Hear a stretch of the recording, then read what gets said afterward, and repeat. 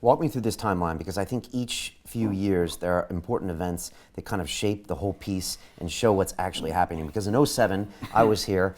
I remember a little bit about the royal family, but it didn't hook in the public's mind. Did it not hook until 2011 when it was Millie Dowler involved? Or what was the kind of the timeline of big events there? So January 2007, there's a rather small trial at the Old Bailey where you have the royal correspondent of the News of the World, Clive Goodman, and this specialist private investigator, Glenn Malcare. They plead guilty to intercepting the voicemail of these 8 people, and they get short prison sentences. So that's not a big story. It only lasts 48 hours. Everybody forgets about it. So that's January '07. January '08, I was contacted by somebody who said, there's an awful lot more to that story. And by that time, as a crucial element of the power background here, the guy who'd been editing the News of the World when all the crime was going on, Andy Coulson, had left and had gone to work for David Cameron, and who was already the leader of the Conservative Party, and it was clear that he was very likely to win the next general election. And then Andy Coulson would be in Downing Street, and his job would be to communicate, to liaise in the communication terms between the government and the people of this country. And if the source who was approaching me was right, then Andy Coulson was a liar. He was lying about the crime at the newspaper. And without wanting to sound too naive, the last person you want to be in charge of communication between government and people is a liar. Plus there was this other thought that if Coulson really had presided over a regime of that private investigator Glenn Malcare and others intercepting people's communications, what would he do if he was in Downing Street and he thought, for example, that a cabinet minister was leaking information to a journalist?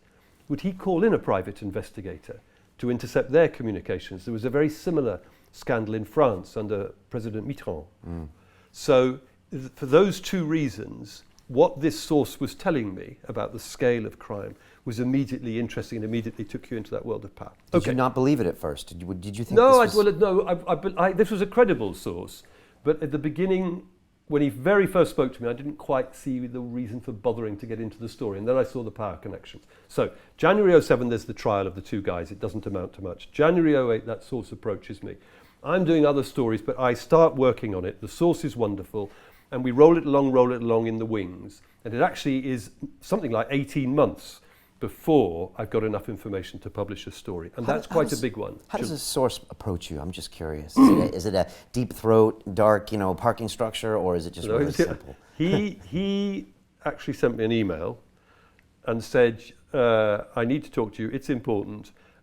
Here's my number, call me and we'll arrange to meet, but don't leave a voicemail, which was kind of cute, and I didn't understand why at the time. And so then I met him, in fact, in a hotel room in London. A very well-informed, intelligent, likable person who stuck with me all the way through. So you have the trial of the 2 guys, January '07. Yeah. That source approaches me, January '08. The first story is July '09. It's a big one. It says that Murdoch's people in the UK have just paid out more than £1 million to block legal actions which would have exposed the scale of the phone hacking. And so everybody starts running around shouting. We have the Assistant Commissioner from Scotland Yard coming out and saying the Guardian have got this wrong, the News of the World are okay. And then Rebecca Brooks, who's by now Murdoch's chief executive in the UK, she puts out a statement saying that we are deliberately misleading the British people. We're up against the wall. You then have a 2-year period where we're publishing story after story. I mean, in 60, 70, 100 stories, I don't know. And finally in July '09, they're beginning to wobble. By January '09, they're in trouble. They're on the retreat. Andy Coulson resigns in January '09 from his job in Downing Street. Okay, Jan '09? Sorry, January 11. You're quite 11, right. Yeah, You're okay. quite right. After So 18 months of story. And you're alone. The Guardian is alone in publishing. Almost. There's 1 or 2 other reporters on the fringe. And there's MPs and lawyers who are joining in here. So, yeah, Coulson resigns in the January. The police set up a decent new inquiry in the January. But it doesn't really take off until we did the story about Millie Dowler, this schoolgirl who'd been abducted and murdered, that the News of the World had been inside her voicemail. That was in July 2011. If we'd done that story on its own, it wouldn't have had big breakthrough impact, but the dam was straining and almost ready to burst, and that story did it. And that got the public's attention because they had information in that voicemail that potentially could have saved her life, and the public was outraged? No, it's simpler than that. It's an emotional reaction that the The face of that 12-year-old schoolgirl is enormously familiar to people in this country. When she went missing, her photograph was everywhere. Home video of her was all over the television as the police tried to find her. And then eventually she's found, murdered, and a horrible, horrible man went to jail for it. There's an enormous amount of sympathy and care for that little girl built in. And all we're saying, essentially, is something disgusting. That while she was missing, before the body was found, at a time when her family, her mother, father, friends, are calling her, saying, Millie, Millie, please get in touch. There are journalists with beer on their breath and breakfast egg on their tie, listening to all that. And it's too much. Just back off. There are some things you can't do, even if the police aren't watching you. There are just some things you know you can't do, and that's one of them.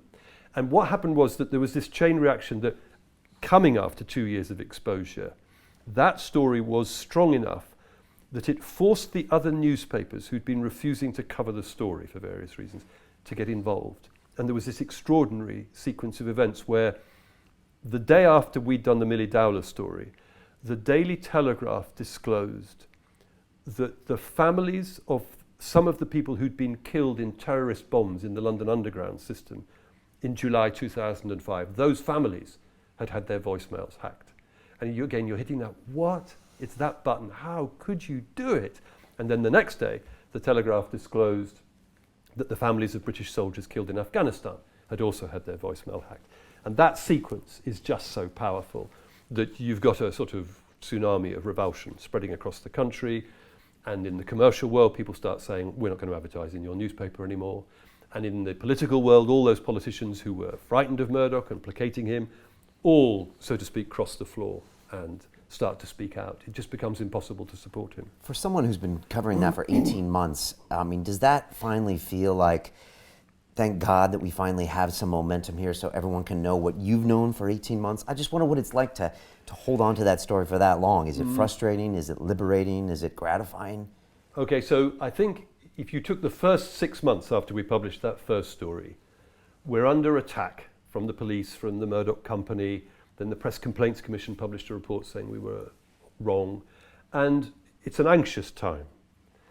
I told in the book about how during that period I got into a taxi in London. The driver says, what do you do? Oh, I'm a reporter. What sort of work do you do? And when I told him that I'd been working on the phone hacking stories, he went, oh yeah, that all turned out to be wrong, didn't it? And you think, oh shit, this is not great. So you're being made to look like an idiot and a liar, and your newspaper is suffering.